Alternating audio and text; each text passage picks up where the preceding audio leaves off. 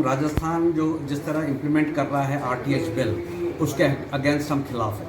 We are very clear, ये strike जारी रहेगा।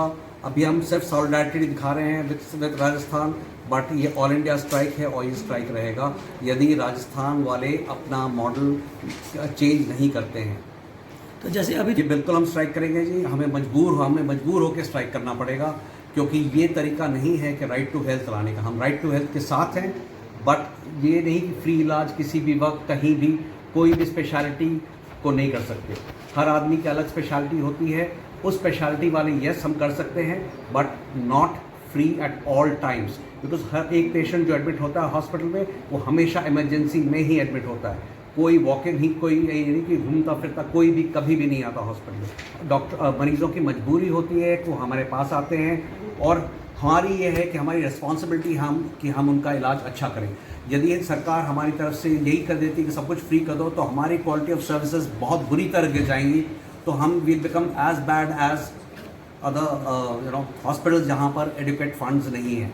ये जो फंड्स हम लेते हैं पेशेंट से 90% जो है उसके ट्रीटमेंट में यूज़ होता है, और साथ में साथ upliftment of the hospital with better equipment चाहिए होता है, बेटर गैजेट्स चाहिए होते हैं। बिना इक्विपमेंट और बिना गैजेट्स और बिना टेस्टिंग के हम कुछ नहीं कर सकते हैं। राइट टू हेल्थ हमें ये कहा गया है कि हम जो है इलाज में जो भी पेशेंट कभी भी आता है किसी भी स्पेशलिटी में, हम उससे इलाज में पैसे नहीं ले सकते और फ्री में इलाज करना पड़ेगा। मैं ज़रूर मानता हूं कि सुप्रीम कोर्ट की डायरेक्टिव है कि हमें इलाज करना है, कोई इमरजेंसी कोई ट्रॉमा का केस आता है, ये सब डॉक्टर करते हैं। एज इंसानियत के तौर पे हम लोग करते हैं और अच्छी तरह उसका इलाज करते हैं बिना कभी किसी से पैसे लिए हुए। बट ये कहना कि एक रूल बना रहे हैं कि आपने सारे ही पेशेंट्स का इलाज किसी भी वक्त यदि किसी ने पेशेंट वर्ड ने यूज़ कर लिया कि इमरजेंसी है तो हमने उसका इलाज मुफ्त में करना है, वो ये नाइंसाफ है। A person having a fall from a bike goes to an orthopedic surgeon and that's an emergency. So that means this person is not touched them. We do not get into the thing of getting the file made and all that. We attend to the emergencies first. But by bringing out a legislation like this, the government in a group like this, like my good friend Dr. Kashyap said, we can voice our resentment and all that. But alone, if you're comforting 5 people or 7 people in your house, Dr. Soni to say a few words, please. Good morning everybody. ये IMA की health को right to health का उसको oppose कर रही है। That is basically a right to free treatment under the guard of right to health. जो भी आएगा उसको आपको फ्री ट्रीटमेंट देना है। जो भी आएगा कि मैं इमरजेंसी में हूँ, आप चार्ज नहीं कर सकते। इस चीज को अपोज कर रहे हैं, ना कि right to health. Health is not just treatment. Definition of health is not just treatment. तो हेल्थ का तो हम अपोज नहीं कर रहे हैं। हम अपोज कर रहे हैं कि आप जबरदस्ती जो प्राइवेट सेक्टर में घूम रहे हो, इसको गवर्नमेंट सेक्टर में करने दो ना। It's the duty of the government to right to health, not the duty of private sector. कल को किसी रेस्टोरेंट में राइट टू फूड बिल खा कर दो, जिसको जाके खाना फ्री में खा के आए, वो तो नहीं कर पाओगे। तो डॉक्टर ही मिलते हैं सिर्फ वोट बैंक के लिए। आप राइट टू फ्री ट्रीटमेंट दे रहे हो। बेसिकली कोई भी जाए, आप ट्रीटमेंट देना है, आपको फ्री देना है। सरकार क्या देगी, कब देगी, वो डिफाइंड नहीं है। इमरजेंसी डिफाइंड नहीं है। What all includes an emergency for a patient, everything is an emergency. जो आएगा उसको इमरजेंसी है, उसको तो ना इमरजेंसी डिफाइंड है, ना एनी मोड ऑफ पेमेंट या अमाउंट ऑफ पेमेंट डिफाइंड है। Plus all local officials will be sitting on, they are empowered to take decision. आपने ठीक इलाज किया नहीं किया, आपने पेशेंट को ठीक केटर किया कि नहीं किया, सो नॉन मेडिको आपको बताएगा इलाज क्या करना है। Then there are penalties. पहले ऑफेंस पे 10,000 है, फिर 25,000 है। तो आपने ट्रीटमेंट तो नहीं किया, पेनल्टीज अलग हैं। And so all local authorities will be sitting on your penalties and their decisions cannot be challenged in court. ये भी है। Nobody is against right to health for everyone. Everybody should enjoy it. Government should help us. Why the private sector should be closed to this? ये objections हैं। किसी को नहीं लगती कि objections हैं तो fine। जहाँ तक है स्टेट IMA की कॉल थी, अल्टीमेटली इंडिविजुअल ब्रांचेस ने भी कॉल टेकअप की है और आज majority of the branches are on strike. Anybody else?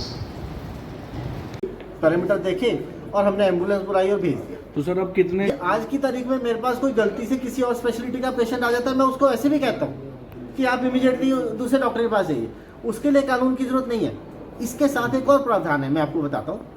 इन्होंने ये कहा है कि इनका फ्री ट्रीटमेंट है। फ्री ट्रीटमेंट के बाद अगर मान लो आप फोर्टिस में चले गए और वहाँ पे हार्ट अटैक का पेशेंट का ट्रीटमेंट हो गया और उसने कोई पेमेंट नहीं करी, ऐसे कितने पेशेंट फोर्टिस ट्रीट कर लेगा और कितने दिन कर लेगा? क्योंकि बजट नहीं है उसका। राजस्थान गवर्नमेंट ने इस बिल की इम्प्लीमेंटेशन के लिए 14.5 करोड़ का बजट रखा है और राजस्थान की पॉपुलेशन 8.5 करोड़ है। हर एक नागरिक की उसने अच्छी हेल्थ की ₹1.70 कीमत लगाई है और ये ₹1.70 मैं गारंटी से कह सकता हूँ इससे ज़्यादा वो शराब से और सिगरेट से कमाते हैं।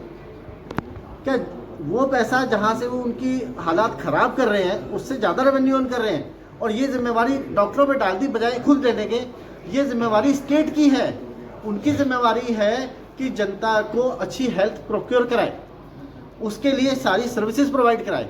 वो जिम्मेवारी सरकारी संस्थानों की है और अगर निजी की है तो उनको अपनी जो उन्होंने खर्चा किया, कम से कम खर्चा किया, उसको वापस लेने का अधिकार होना चाहिए। वो भी कह रहे हैं अगर आज हम नहीं लड़े तो यही पेशेंट यहाँ से बाहर जाएंगे, आउट ऑफ कंट्री जाया करेंगे। जैसे मेडिकल टूरिज्म यूएसए से हो रहा है, यहाँ पे लोग आते हैं इलाज के लिए, वैसे यहाँ से बाहर जाना शुरू होंगे। यहाँ पे अगर प्राइवेट निजी अस्पतालों को ये कह दिया जाएगा कि आपने सारी इमरजेंसी ट्रीट करनी है, तो जिसके लिए हम सक्षम भी नहीं है। जैसे डॉक्टर रवि बच्चों के डॉक्टर है, इनके पास कोई हार्ट अटैक का पेशेंट आ गया, क्या ये स्थिर कर सकते हैं उसको? स्टेबलाइज करना। कोई कार्डियोलॉजिस्ट के पास आ गया ओपीडी में, वो भी हो सकता है स्टेबलाइज ना कर सके, क्योंकि अगले पल का किसको पता है? भाई डॉक्टर अपने एफर्ट सब में करता है, पर उसके पास वो सारे सब कुछ होना चाहिए, नॉलेज भी होनी चाहिए और वो सारे संसाधन भी होने चाहिए जिससे वो उसको बचा सके, और उसके बावजूद भी नहीं बचा सकता, कई बार बचा पाता। इसमें क्लॉज डाल दिया गया इमरजेंसी और स्टेबलाइज करना। जैसे डॉक्टर साहब के पास एक हार्ट अटैक का पेशेंट है, इमरजेंसी में पहुंच गया, इनके घर हॉस्पिटल के सामने अटैक पड़ा, वो डॉक्टर साहब के पास पहुंच गया और उसके बाद डॉक्टर साहब कहते हैं कि मैं इलाज नहीं कर सकता, तो इनके ऊपर पेनल्टी है, क्रिमिनल चार्जेस हैं। इलाज करते हैं तो नेग्लिजेंस है, भाई तुमने रखा क्यों? दोनों तरफ से फंसे। IMA का नेक्स्ट स्टेप क्या है? हमारा अच्छे स्वास्थ्य का अधिकार क्या वो डॉक्टर देंगे? वो जिम्मेवारी सरकार की है कि सरकार जनता को ऐसे सब तरीके मुहैया कराए जिससे जनता का स्वास्थ्य बरकरार रहे। उसमें राइट टू फूड है, right to good air, quality air है और राइट टू गुड हैबिट्स भी है। अच्छा, उसके बाद बात आती है इमरजेंसीज की। इमरजेंसी के जो राइट टू हेल्थ दिया गया, ये एक्चुअली राइट टू हेल्थ नहीं है। इसमें रूटीन डिलीवरी, इसमें हर्निया का ऑपरेशन, गॉल ब्लैडर का ऑपरेशन, रूटीन नी की सर्जरी, ये सब कुछ इंक्लूडेड नहीं है क्योंकि इमरजेंसी नहीं है। तो राइट टू हेल्थ क्या हुआ? ये राइट टू हेल्थ जो कहना चाह रहे हैं कि कोई भी इमरजेंसी हो उसको हमने टैकल करना है, हमने इलाज करना है फ्री ऑफ कॉस्ट। लेकिन डॉक्टर है और 24 घंटे तक हम अपनी सर्विसेज नहीं प्रोवाइड कराएंगे। इन्हीं सर्विसेज में routine OPD, indoor hospital, indoor के पेशेंट के प्रति हमारी जिम्मेवारी है जो एडमिट है और नए कोई एडमिशन नहीं हो रहे, प्लस हम कोई इमरजेंसी भी अटेंड नहीं कर रहे, इमरजेंसी रेफर कर दिया। सर आज छुट्टी का मरीज तो प्रॉब्लम में है, मैं तो सर, हम ये emergency की जगह- मरीजों के हित में ही है। आप ये सोचिए अगर आज सर यहाँ कार्डियोलॉजिस्ट नहीं थे तब किसकी जिम्मेवारी होती थी? सर आज क्या बात है? क्या चाहते हैं? विरोध का मेन मुद्दा ये है कि अगर सरकार पब्लिक को एक फैसिलिटी देना चाहती है तो उसके लिए उनको किसी प्रकार की बीमा योजना वगैरह जैसे आयुष्मान है उसी को उसमें चार्जेस बढ़ा दें, उसमें उनके एक्सरे की फ्री की व्यवस्था भी ऐड करा सकते हैं। जो आयुष्मान अस्पताल है वहाँ पे वो कार्ड लेके अपना आयुष्मान वाला जाएं और अपना एक्सरे भी फ्री करा लें, इमरजेंसी में जो इलाज कराना है इमरजेंसी ट्रीटमेंट उसी में फ्री करा लें, जिसके अंदर पैकेज में अभी तक सिर्फ ऑपरेशंस या कोई इमरजेंसी एडमिशन के अलावा कोई इलाज नहीं करा जाता, उसी में वो फ्री करा दें। Number 2, PGI Chandigarh, medical college sector 32 Chandigarh वगैरह अगर आप जाते हैं तो वहाँ पे भी पर्ची के पैसे लगते हैं जो सरकारी हैं 100%। टेस्टों के पैसे लगते हैं, दवाइयों के पैसे लगते हैं, वहाँ पे भी आपको नॉमिनल बेड चार्ज देने पड़ते हैं। सिविल अस्पताल यमुनानगर के अंदर भी पर्ची कटती है, वहाँ पे भी आपको नॉमिनल चार्जेस देने पड़ते हैं। सरकार को फ्री करना है तो इन अस्पतालों को फ्री कर दे, वो फंड सरकार यहाँ दे दे। जो गरीब लोग हैं वो स्ट्रेट अवे अस्पतालों में जाएं, उनका भला होगा, वो जाके अपना फ्री इलाज करा लेंगे।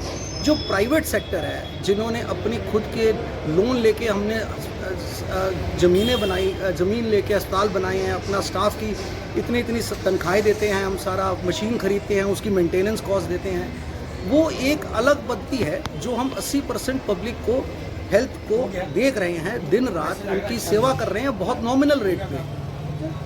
यहाँ पे नॉर्मल कंसल्टेशन फीस 200 रुपये है किसी भी डॉक्टर की, जबकि चंडीगढ़, दिल्ली में 1000 रुपये, 1500 रुपये है, सहारनपुर के अंदर भी 700 रुपये है। अगर इसके भी इतने कम चार्जेस लेके हम सिर्फ आपसे इतना ही कहते हैं कि हमें शांतिपूर्वक अपनी काबिलियत अनुसार, अपनी अच्छे दिल से हम अच्छा काम, अच्छा इलाज करें, मरीज़ों का भला हो और एक हमारा उनके साथ अच्छा रिलेशन बना रहे, उसके अंदर इतनी गहरी दरार आ जाएगी। फ्री के चक्कर में कौन ये बताएगा कि ये कमर का दर्द इमरजेंसी है या नहीं है, ये सर दर्द इमरजेंसी है या नहीं, किसी के कोहनी का दर्द ये इमरजेंसी है या नहीं है, ये कौन डिसाइड करेगा?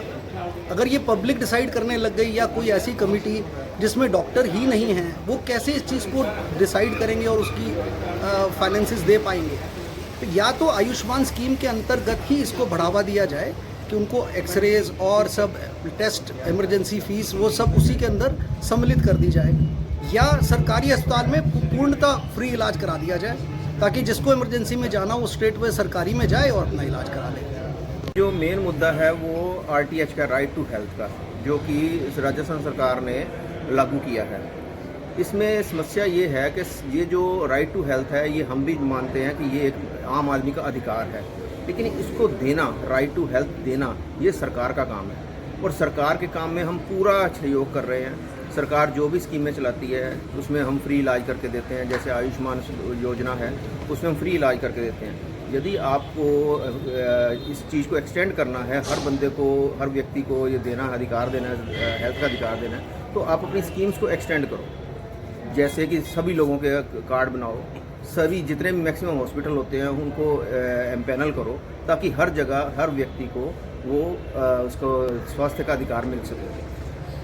जो भी व्यक्ति है उनकी जो लिविंग स्टैंडर्ड है उसको हाई करो, ताकि लोग ज़्यादा से ज़्यादा बीमार ना हों, उनमें बीमारियां कम हो जाएं।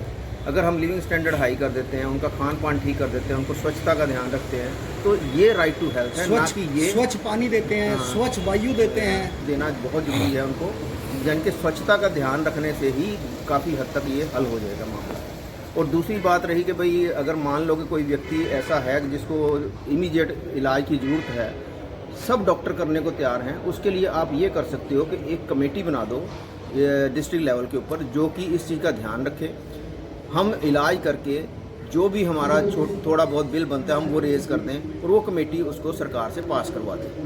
ये तरीका है राइट टू हेल्थ देने का। यदि ये चीज़ें हमारे ऊपर बिना बात के थोपी जाती हैं, क्योंकि हम हर चीज़ खरीद कर लगाते हैं, हम स्टाफ का खर्चा करते हैं, हम बिल्डिंगें बनाते हैं, हम ज़मीनें खरीदते हैं, उसके बाद हर तरह के हम टैक्स देते हैं, तो ये चीज़ जो है फ्री में हमारे ऊपर ना थोपी जाए। ये सरकार जो है उसको खुद अपने तरीके से उसको हैंडल करे, और हम चाहते हैं कि वो इन चीज़ों की हमें पेमेंट सरकार कर दे, ना कि हम पेशेंट से लें।